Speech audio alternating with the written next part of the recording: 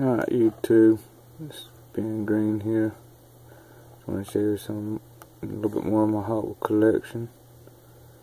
Got right here the Hot Wheels Cocoa Puffs truck, Ford F-150.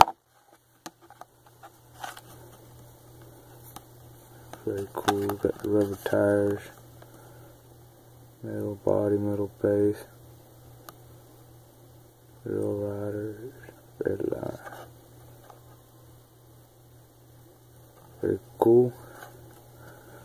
So I got two of them. So I'm gonna crack this one open, see what it's like.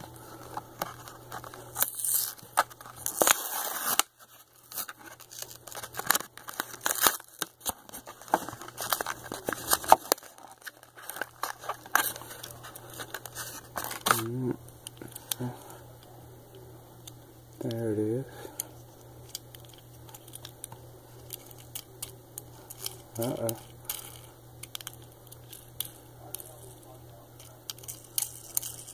Very cool, very cool. Metal bottom. Metal top. Those are rubber tires. Pretty cool there. That motorcycles in the back. They don't come out, I don't think. Alright. Huh? Y'all tell me what y'all think.